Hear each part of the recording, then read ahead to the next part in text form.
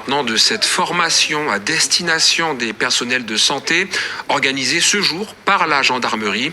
Formation afin de leur permettre d'adopter les bons réflexes face à une situation de tension ou de violence. Voyez le reportage de Thierry Merlin à Belleparnasse.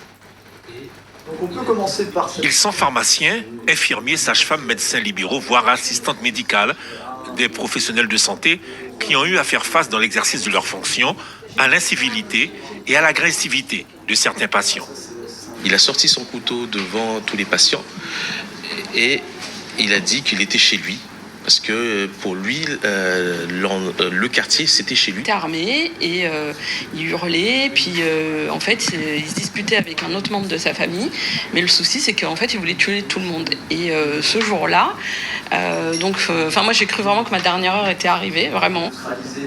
Des agressions de plus en plus nombreuses depuis quelques mois en Guyane, d'où la mise en place de cette formation théorique, mais aussi pratique d'autodéfense organisée ce dimanche par des gendarmes.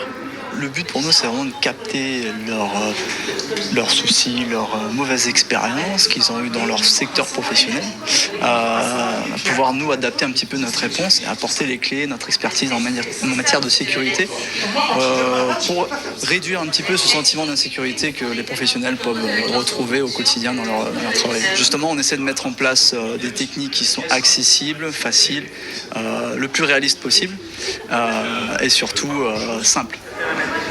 Qu'on se le dise, nos professionnels de santé n'étaient pas là pour devenir des combattants aguerris, mais tous étaient volontaires afin de découvrir ces techniques de défense qui pourraient servir et donc les rassurer.